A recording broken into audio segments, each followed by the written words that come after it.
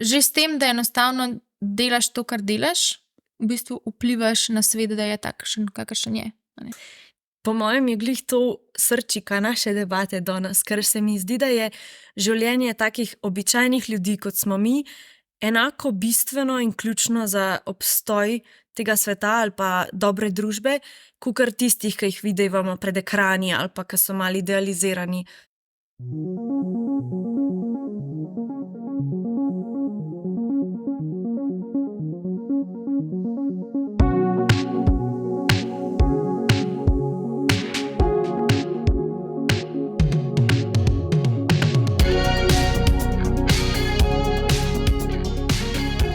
Pozdravljeni, dragi poslušalci in poslušalke Tangente.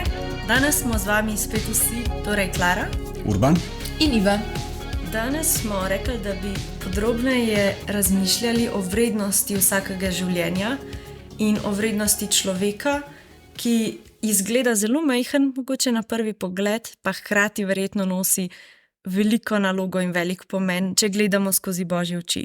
Kar je v bistvu lahko na nek način nadaljevanje prejšnjega podcasta oziroma prejšnje epizode, ko smo govorili o smrti in žalovanju. In se mi zdi, da vkolikor se zavedamo svojega življenja in svojega pomena, mogoče tudi namena v življenju, in vkolikor res izpolnjujemo svojo poklicanost, pol nam je tudi proces žalovanja včasih za svojo umrljivostjo, pa mogoče tudi za nekom, ki je nam pomemben in je umrl, o čemer smo se pogovarjali prejšnjič, lahko čist z drugačne perspektive vzeti. Pa da kar preidemo na današnjo temo, bi mogoče začeli z enim vprašanjem. Če ste že kdaj slišali koga, ki bi rekel, da je nepomemben ali pa da ne vpliva na svet, da se nima občutka, da je pomembno njegovo življenje, da se nima tako rad, kako ste se počutili ob tem, pa mogoče tudi, kakšna je bila vaša reakcija, kakšen kontekst tudi? Jaz sem imel enega znanca, prijatelja, ki mi je razložil, da ko je bil on majhen, je imel sicer zelo ljubečo družino, ampak ko je kaj delal za šolo, ko je počistil doma, ko si je umival zobe, je bilo prvo sporočilo, ki ga je dobil, ko je vprašal, sem v redu naredil, mami, je bilo za silo. Daj še tukaj le malo poprav, ali pa tlele v kotu še nekaj manjka, pač take stvari. Tudi do tega je šlo, da mu je mama popravljala njegove plakate, pač ker niso bili dosti lepo napisani ali narejeni. Pač ta fant mi je rekel, da to pozneje je verjetno na njega vplivalo, da ima en občutek, da ni nikoli nič dosti dobro narejeno. In ima precej dvoma vase, kako bojo šle stvari, nima enega zaupanja, da bi lahko res nekaj velikega naredil. Hkrati ima ful veliko željo, pa po svoje se mu zdi, da nekaj bi lahko dal, pozna talente, ampak se smeri po malem s tem bori. Sej ne bomo rekli, je čisto v redu, ker človek dobro dela stvari, se tako naprej, ampak ima pa zmeri to težavo potem v vsaki stvari, ki jo dela. Ja, pa če gremo mogoče na kakšne starejše čase, je bilo včasih tudi bolj normalno, da se je pokritizirali. No, v glavnem, ja, to sem jaz slišal in se mi zdi, da je lahko na nas vpliva, Pa zdaj, da ne mislim zdaj kritizirati staršev, ker ne veš, zakaj tak način vzgoje so ga imeli radi, to ima, ampak take stvari slišati ni lih fajn. Ja, je dejstvo po moje, da je način, kako so se odzivali na, oziroma kaj je on dobil od njih, kakšno povratno informacijo, da je vplival na ta njegov občutek. A je zdaj nekaj vreden, oziroma a je v redu tak, kot je, ali se bi mogel vedno še nekaj dokazati, izboljšati, na tak način. Tako da to, se mi zdi, da imamo večkrat mogoče take zgodbe, mogoče niti ne iz družin, ampak da se večkrat soočamo s tem, da nismo dovolj vredni takšni, kot smo, da dobimo taka sporočila iz okolice in potem tudi počasi sami nehamo verjeti v to. Ja. Ali pa mogoče tudi tak občutek, da kar narediš, da spreminja tvojo vrednost in zdaj, če ni narejeno dovolj dobro, kar povežemo s tem, kot da mi nismo dovolj dobri, kar mogoče je še kar nekako tako, kot otroci dojemajo, je pa včasih tudi težko, če nam starši ne zmorejo pomagati pri temu odraščanju, da bi nam pokazali recimo razliko med tem, kdo smo in kaj pa je samo nekaj, kar naredimo. Pa se mi zdi, da je to skoraj ključno, ne, tako za življenje nasploh, da se ti zavedaš, kaj je nekako tvoja vrednost, tebe kot osebe, kaj je pa samo zmožnosti, ki jih pokažeš v določenem trenutku, pod določenimi okoliščinami, a ne, da nekaj izpade dobro ali pa manj dobro in pač, da se to lahko vedno spreminja, da je na nek način vedno lahko še boljše, ampak da ne vpliva to na tebe kot osebo.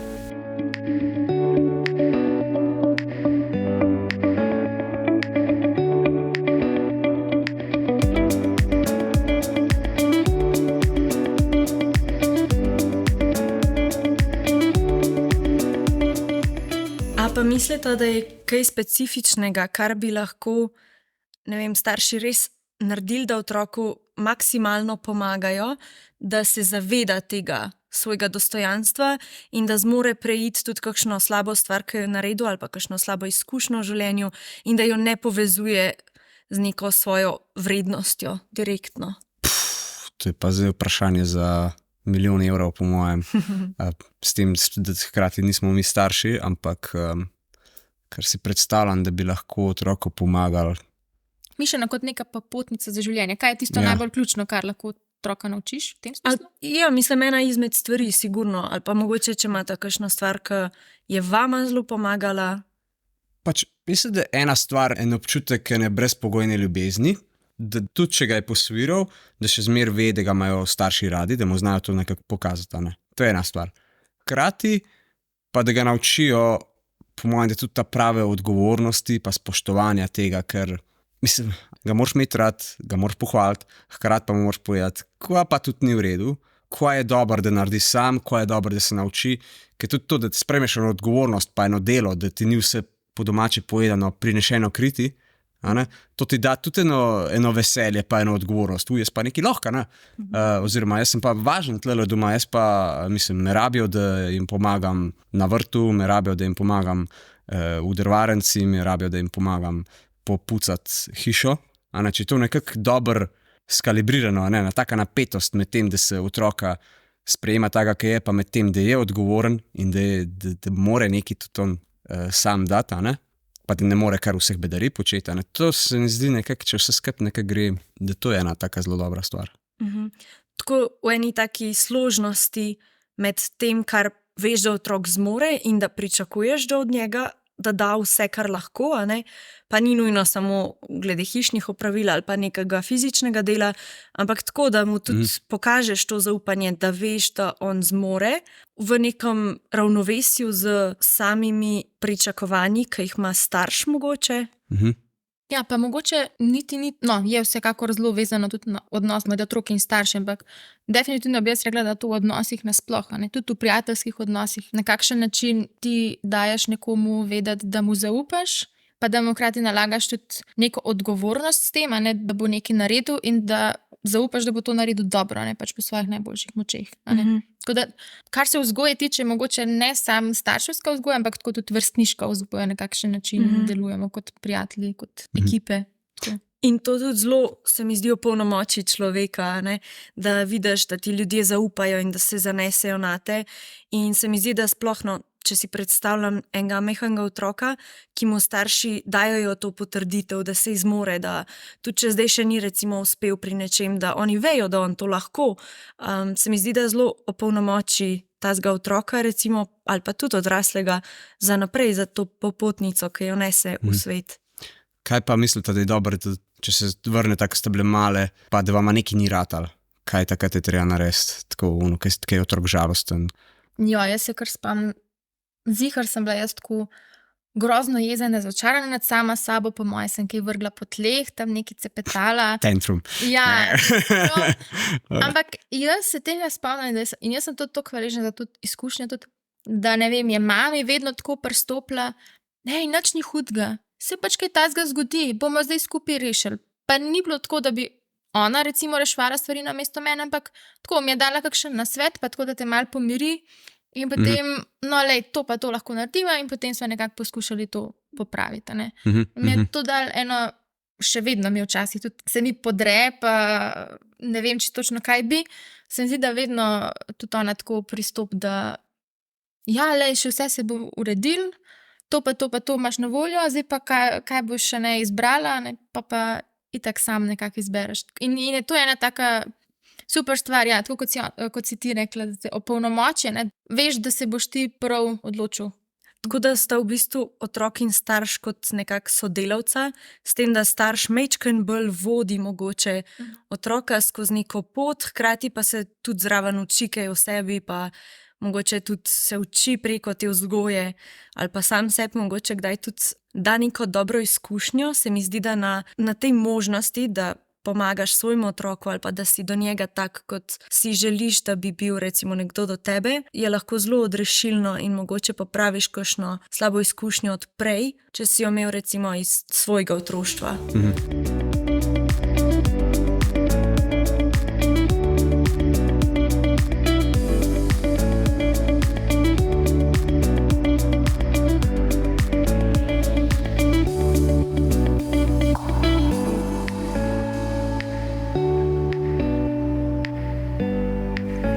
Torej, če nekako povzamemo vse te misli, bi lahko rekli, da starši kot svoj zgled, pa mogoče tudi kot sporočila, ki jih predajajo direktno otroku, probajo sporočiti, da je vsak človek vreden in zelo pomemben za ta svet, hkrati pa tudi, da ima neko odgovornost, ki pride s tem in s tem zaupanjem, ki nam ga konec koncev Bog da, in s tem življenjem, ki ga lahko sami res uresničimo, da je to pomembno. In niti ne za spustiti v neka naključja. Ker se mi zdi, da tudi včasih slišimo kakšen primer, ki rečejo ljudje, da se nočejo obremenjevati in da bojo pač pustili življenju, da steče tako, kot je. Ne?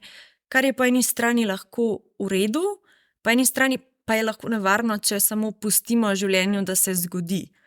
Ne pa, da prevzameš odgovornost nad kakšno stvarjo, tam, kjer imaš to možnost.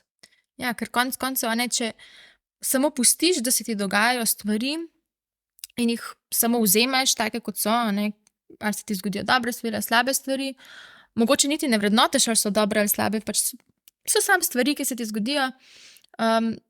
Dejansko odgovornosti za to, ali se ti dogajajo dobre ali slabe stvari, nase ne moreš prevzeti, ker nisi ti odgovoren. Ja, te službe pa nisem dobil, tako se pač zgodi. Ne pomisliš pa, a sem jaz res zdaj vse naredil za to, da sem dobil, a je bila to mogoče res prava odločitev, da bi to službo sploh iskal. V tem smislu, da veliko odgovornosti, ki bi jo načeloma vsak človek mogel imeti za to, da bi res peljal v življenje v smer, v katero hoče, se lahko na ta način znebiš. Jo ne izkoristiš za svoje dobro, pa tudi dobro širše družbe. Ja. Kar bi tudi mogoče z drugo besedo lahko poimenoval mogoče kar brezbrižnost, ali pa v nekaterih ekstremih bi lahko temu rekli tudi mogoče neka lenoba, samo da pač prepustiš, da teče in v bistvu ne izkoristiš nekih svojih želja pa talentov in s tem ne prikrajšamo samo sebe, ampak tudi celo družbo. Ker če jaz izpolnim neko svoje poslanstvo, s tem ne osrečem samo sebe in bližnjih, ampak direktno tudi širšo družbo, ki ima od tega neko korist. A bi znali dati kakšen primer za to, mogoče, da si lažje predstavljamo? Meni hitro pade na misel mogoče kakšen brezdomec, pa tukaj zdaj ne mislimo glih nujno nekih specifičnih zgodb, ki je fajn biti občutljiv do vsakega posebej in sigurno so specifike, ampak ena stvar pa je mogoče skupna marsikomu, ali od njih, ali pa tudi od nas, ki nismo tako očitno brezdomci ali pa kaj, ampak res v tem smislu, kot sej vse eno, če sem na cesti, sej nisem vreden mogoče boljšega življenja, zame ni boljše možnosti.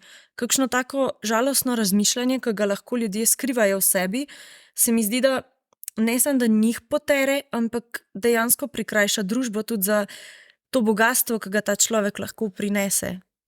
Pa tukaj mogoče tudi pomembno, da se zavedamo, da tle res ne gre za nek ekstrem, ampak za res to uresničevanje svoje majhnosti kot pomembne. Ja. Že s tem, da enostavno delaš to, kar delaš, v bistvu vplivaš na svet, da je takšen, kakršen je.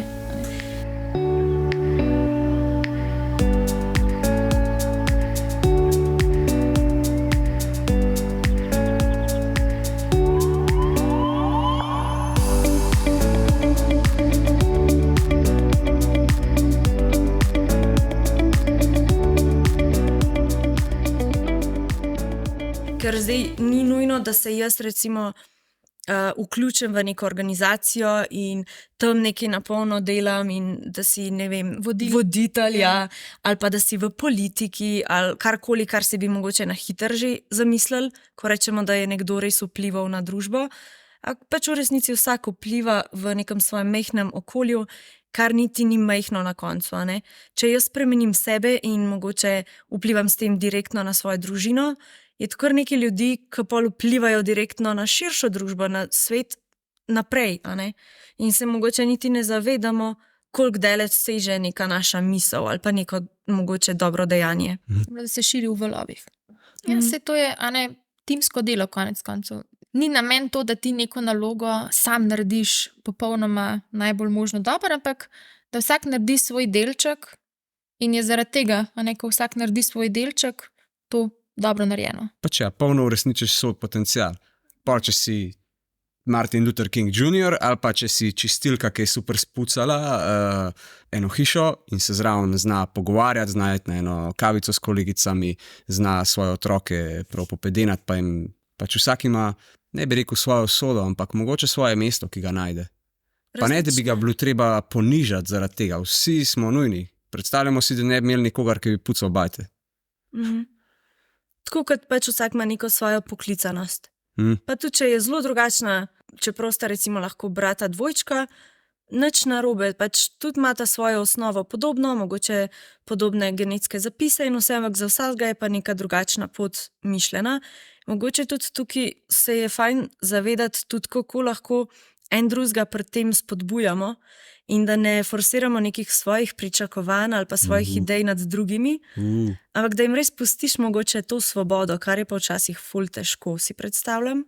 Ja. Ker vidiš potencial v nekom in vidiš, da ga ne izkoristi na nek tak način, kot bi si tudi sam želel, ampak da se zatakne v neki luknji, ki ne more splezati ven. Ja. In da ne sforsiraš pol nečesa svojega, ampak da lahko obsediš tam z njim in narediš največ, kar je pač v tvoji moči in pustiš, da vidiš, kam njega pač pelje. Tudi to je, ker jaz mislim, da najboljše je take stvari, tudi izkoriščanje svojih potencialov, sprejetje enih odgovornosti, to mora narediti človek po svobodni volji, ker če tega ne bo sprejel sam, mislim, to ne bo to. Po mojem, da to ni to. Bolj z muko nekako narediš, ali sam iz nuje. To mora vsak zase najbrž narediti in konec koncev tudi začutiti, da si zasluži to in da si sam lahko da to izkušnjo, ko prevzame odgovornost in je pol tudi mogoče srečen.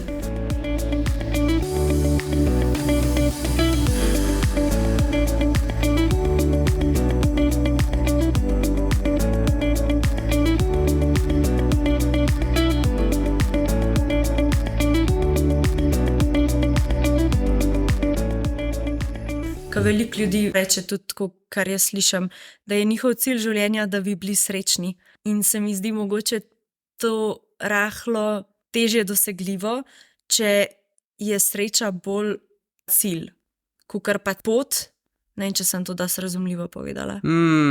Daj mečkam poglobi, prosim, ker zdaj, govorimo o sreči, pot, cilj. Daj, kaj si misliš kot pot? Meni se zdi, da ni sreča smiselen cilj. Se mi zdi, da pride zraven, ko izpolnjuješ svoje potenciale in ko izpolnjuješ svojo poklicanost. Se mi zdi, da si srečen, ker si nekako na pravi poti, si pa vseeno usmerjen nekam drugam in je sreča bolj kot ne stranski produkt, ki je sicer zelo pomembna in lahko ful vpliva na človekovo motivacijo, tudi da bo naprej sledil svojim željam in ciljem, ni pa nujno najboljša ideja za cilj življenja.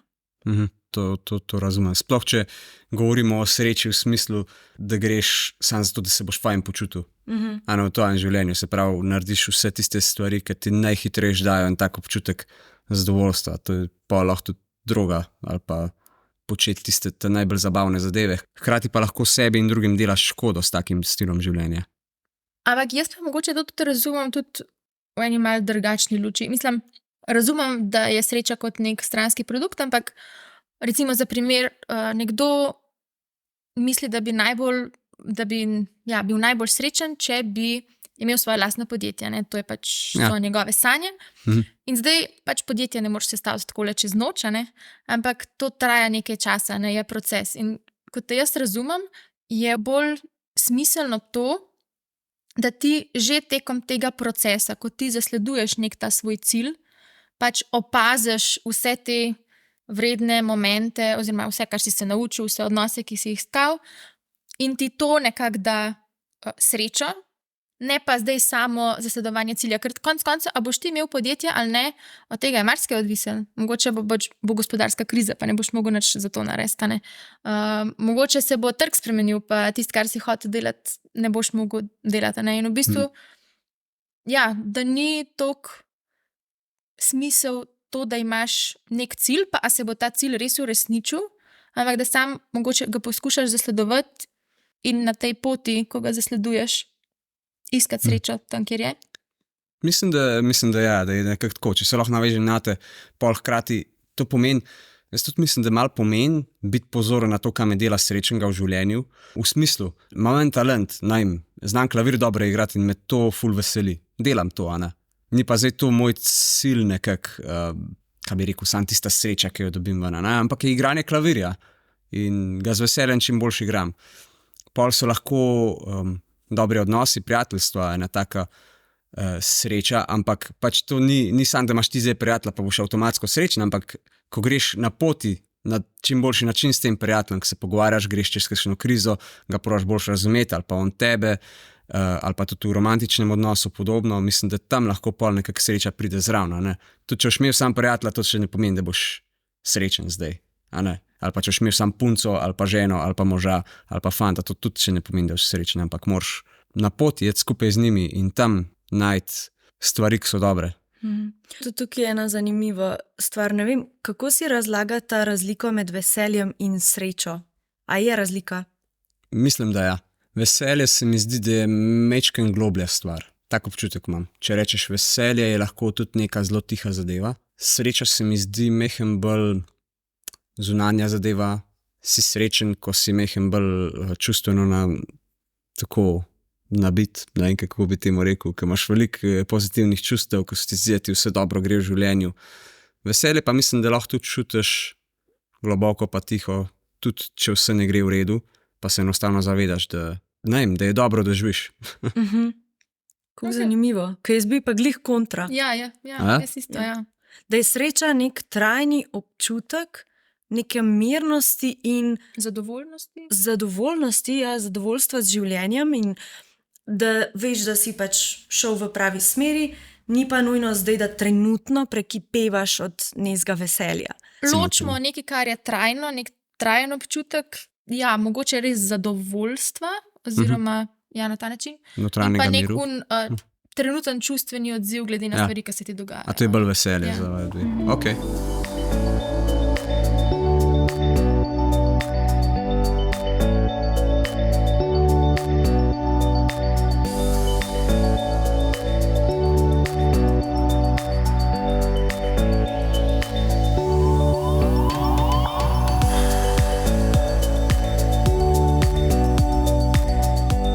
Meni pri tej temi pride na misel še ena zgodba, ki mi jo je povedala prijateljica. In sicer njej je mami pripovedovala ene svoje sanje in razmišljanje, ko je bila še majhna, a ne? In je ta mama njena rekla, da se je v sanjah tako vzdignila iz zemlje, iz svoje postelje, pa skozi hišo, pa čist gor do vesolja in da je pol opazovala ves ta svet in stvarstvo in se je v bistvu pomirila, ko je videla, koliko zelo je majhna in nepomembna. In da je pol tudi, ko je odraščala, razmišljala o teh sanjah in ko je svoji hčerki, tej moji prijateljici, to pripovedovala, je rekla, da se je počutila pomirjeno, ko je videla, da ni bistvena za ta svet.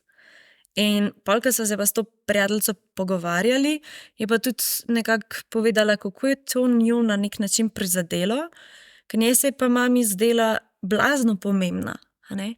In na nek tak način, ko slišiš nekoga, ki ga imaš rad, da reče kaj tazga v sebi. Tudi če verjame, a ne, sej prav, da povemo to, kar verjamemo. In če se počutiš, da nisi pomemben, je prav, da lahko to izraziš, sploh svojim najbližjim, ampak nekomu, ki te ima rad, je pa mogoče kar težko to slišati, ker se na nek način globoko verjetno vsi zavedamo, da je človeško življenje nekaj posebnega in da je vsak človek ful unikaten, pa niti ne samo v tem, kar je, ampak tudi v tem, kakšno nalogo ima na tem svetu. In je mogoče kar tako, no, meni je dal zamisliti, tudi ko sva se s to prijateljico pogovarjali, da je dejansko vpliv vsakega življenja toliko pomemben, pa čeprav ga takrat mogoče ne najdemo, da ni fair, če bi neko življenje prikrajšali, recimo. Zdaj, ko so tudi te teme zelo pereče lahko, a ne, recimo o evtanaziji ali pa splav in tako. Ne vem, mi sigurno doda neko drugo perspektivo, ko razmišljaš o nekom življenju in njegovi vrednosti pa vplivu na svet. Ja, jaz se tudi strinjam s tem. Če pomislimo, mogoče je bil nekdo čist nepomemben človek, ali pa ne vem, koliko nepomembnih ljudi nazaj, ki so se prav skombinirali, da zdaj mi obstajamo. Ampak za nas so ful važni, a ne? Ker če nas ne bi bilo. Ne? Ja, točno to. Če ne mene ne bi bilo, ali pa drugih, in je pravzaprav po svoje ful velika sreča, da smo. Ja.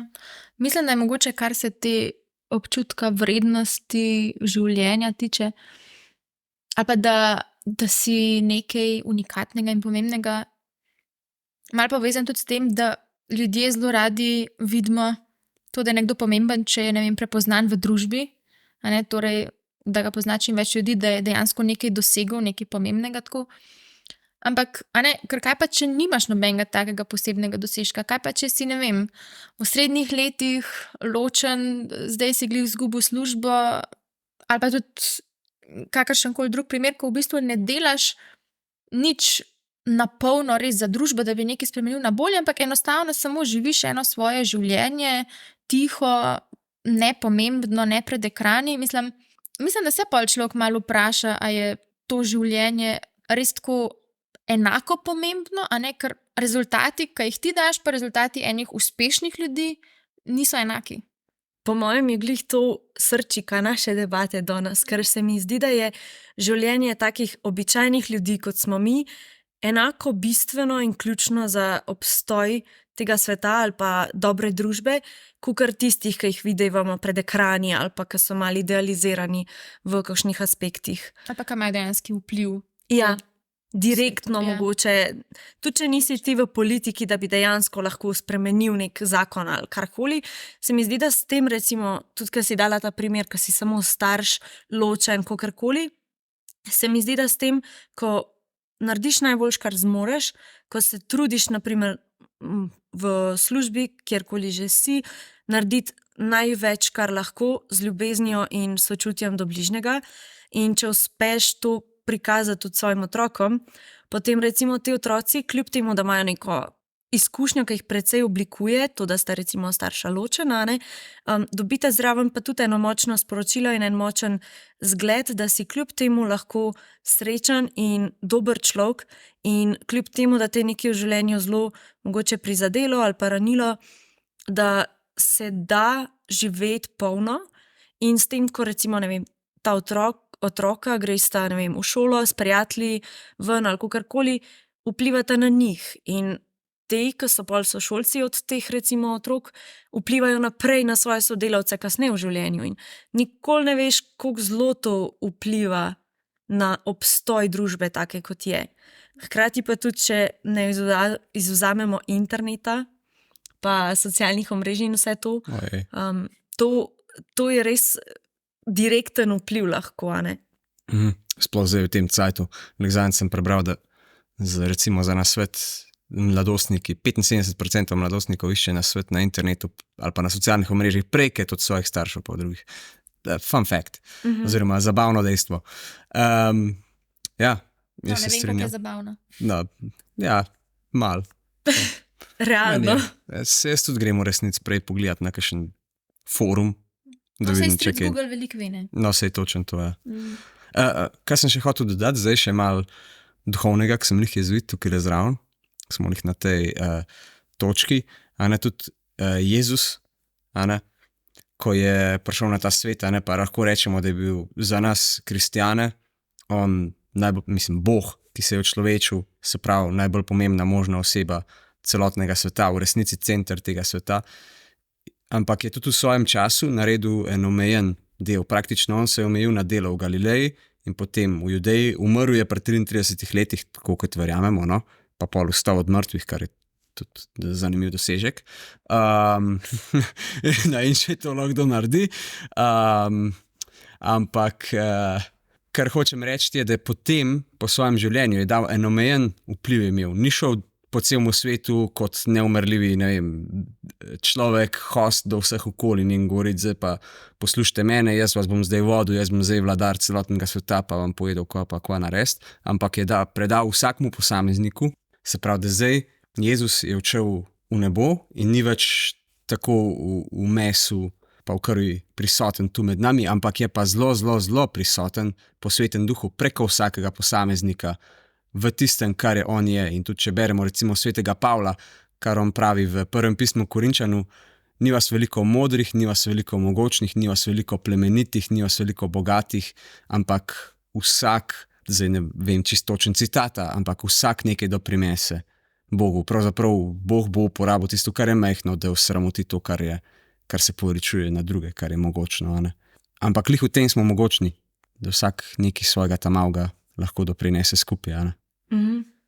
Kar je v bistvu tako ena lepa stvar, da se jo lahko zavedamo, konec koncev, da ne rabimo si predstavljati sebe kot nekoga majhnega, čeprav smo, saj stvarstvo v resnici je tako veliko, da ga sploh ne poznamo zares. Niti naše zemlje ne poznamo zares, niti našega telesa ne, kaj šele vesolja in Bog ve, kaj še vse obstaja.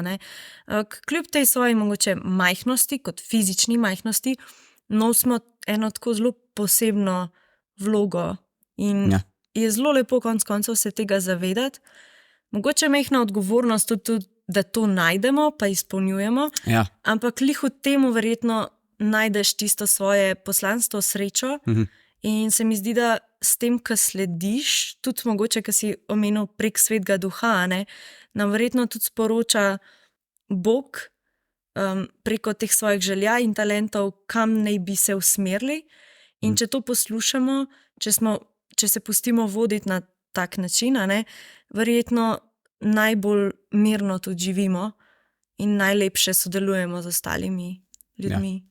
In mislim, da v tem smislu ima tudi dobi svoj smisel ta vizija te mame od tvoje prijateljice. Ena majhnost tega, da zdaj ne bo zdaj vse propadlo, če jaz ne bom ne vem kaj. Pa jaz ne bom propadl, če ne bom ne vem kaj. Naredim pa to, kar lahko. V miru, v tem času, v tem kraju, s temi ljudmi, kot sem, s temi sposobnostmi, s to zrelostjo, kot jo imam. In tukaj tudi mogoče rata najbolj smiselna tista prispodoba, ki jo damo, da smo vsi udje enega telesa, ki jo uporabljamo v naši katoliški veri pogosto kot da je cerkev, ki jo vsi mi sestavljamo kot Kristusova nevesta na nek način. Kristusovo telo. Ja, hkrati oboje. Hkrati oboje, ne gremo v teologijo, ki je komplicirana. To je komplicirano, ja, ampak tukaj recimo pride zraven ena predstava tega, zakaj smo vsi udje enega telesa, ker vsi sodelujemo za voljo istega cilja. Vsi pod istim okriljem, konec koncev. Tako, dragi poslušalci, drage poslušalke, upam, da ste zdržali nami do konca tele debate o vrednosti življenja. Danes smo bili hitri. Ja, bistvo se pove na hitro. Tako da, upam, da smo vam dali kaj zamisliti in da mogoče tudi pri vas malo spodbudili to zavedanje, da ste res tudi vi ogromno vredni, čeprav ste v tem trenutku ne samo poslušalci našega podcasta, in da vsi nekako nosimo v sebi to poklicanost, a nekako lahko živimo svoje življenje res v polnosti, tudi če ni najbolj vidno ali pa najbolj veličastno, najbolj slavno. Tako da zaenkrat se od vas poslavljamo, pa se veselimo novega ustvarjanja epizod. Do takrat pa lahko vse epizode letošnje sezone, pa seveda tudi prejšnjih. Poslušate na različnih platformah, najdete nas na Spotifyju, na Google podcastih, Anchorju, tudi na YouTube kanalu Jezuitskega kolegija. Vabljeni tudi, da spremljate naš Instagram profil. Seveda vas pa moramo povabiti tudi na dogodke, ki se odvijajo v kolegiju, pod okriljem katerega tudi delujemo kot podcast. Z naslednjim študijskim letom se nam obetajo res zanimivi moduli, torej taka dodatna izobraževanja na določeno temo.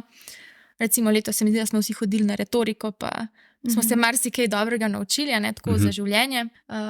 Osebne finance, mislim, da bojo tudi še kakšen zanimiv naslov. Uvod v novo zavezo, uvod v staro zavezo bo še prišel vokalna tehnika. Ja, spremljajte nas, ostanite z nami. Obetajo se nam pa tudi zanimivi večeri oziroma akademije. Vsak tretji torek v mesecu. Vsak tretji torek v mesecu od oktobra naprej. Tako. Zopet neko zanimivo izobraževalno srečanje z različnimi gosti, ki so strokovnjaki na svojih področjih. S tem, da če lahko še dodam, na module so vabljeni predvsem študentje, so namenjeni študentom. Večerne akademije so pa odprte za vse, ki želijo priti in poslušati tukaj. Mogoče ne premehnih otrok prenašati, ki jim bodo obcajati. Za danes pa hvala, ker ste bili z nami in se slišimo naslednjič. Adijo! Adijo!